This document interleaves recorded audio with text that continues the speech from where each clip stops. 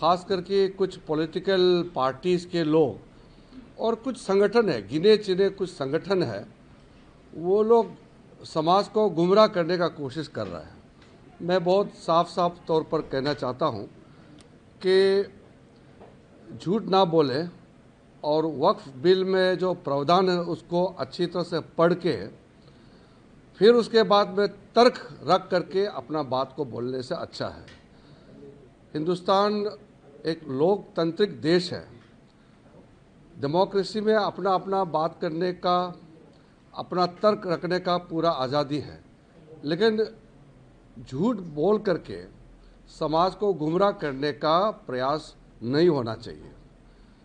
हमारे जो बजट सत्र चल रहा है, वक्फ अमेंडमेंट बिल को लाने का प्रक्रिया जो शुरू हुआ है, हमने तैयारी पूरा कर लिया है।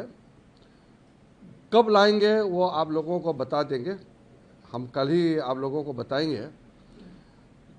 लेकिन वक्फ बिल आने से पहले समाज में तनाव पैदा करने के लिए कुछ संगठन जो प्रयास कर रहा है, हमारा नज़र में आ रहे हैं। 2-3 दिनों से मैं देख रहा हूँ कि रमज़ान के समय और आज ईद के समय में भी हाथों में काला पट्टी बांध करके आने का आह्वान करना और सड़कों पर उतरने के लिए उकसाना, ये हमारा देश के लिए ठीक नहीं है। हमने शुरू से बताया कि वक्फ बिल में जो ज़रूरत चीज़ है, जो लोगों का भला के लिए, गरीब मुसलमानों के लिए, महिलाओं के लिए और पिछड़े वर्ग जो है मुसलमानों में, उनके लिए और सब के लिए वक्फ अमेंडमेंट बिल का प्रावधान किया जा रहा है। लोग कहते हैं कि कुछ लोग मुसलमानों का मस्जिदें, कब्रिस्तान और मुसलमानों का ज़मीन जायदाद छीन लिया जाएगा, ऐसा क्यों बोलते हैं?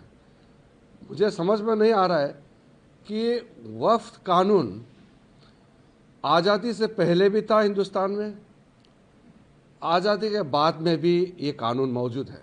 1913 में, 1923, 1931, फिर आज़ादी के बाद 1954, फिर 4 बार संशोधन, फिर 1995, फिर 2013 में वक्फ कानून के ऊपर में लगातार बदलाव भी किया गया है और वो कानून चलते रहा। तो वक्फ कानून इतने सालों से चल रहा है और इसको गैर संवैधानिक बताना, अनकॉन्स्टिट्यूशनल, अनलॉफुल बताना, इससे बड़ा झूठ क्या हो सकता है? और ये देश संविधान से चलता है, कानून से चलता है, किसी का ज़मीन कैसे छीन सकता है? इस तरह का झूठे बातें करके लोगों को बरगलाने का काम करना, ये तो ठीक नहीं है। ये कौन लोग हैं जो झूठ बात बोल करके आम लोगों को गुमराह करने का जो प्रयास कर रहे हैं? वो कौन लोग हैं? मैं आप लोग से भी अनुरोध करता हूँ, आप चेहरा पहचानिए।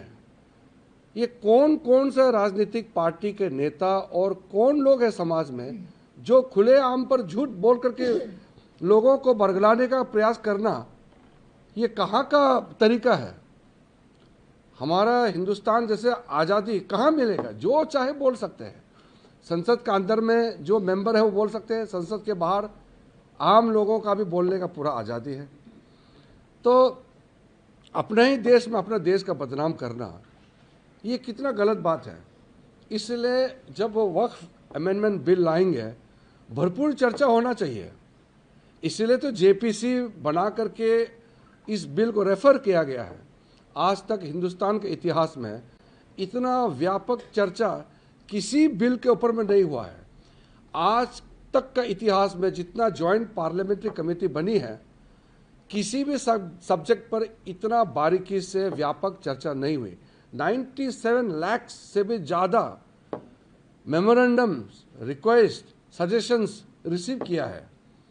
तो इससे ज़्यादा वाइडर कंसल्टेशन और क्या हो सकता है? और तब जा कर के वक्फ अमेंडमेंट बिल को फिर से हम पार्लियामेंट में लेके आ रहे हैं। तो इसमें पूरा तरीके से रूल के मुताबिक प्रोसीड्योर को मेंटेन करते हुए संवैधानिक प्रक्रिया है,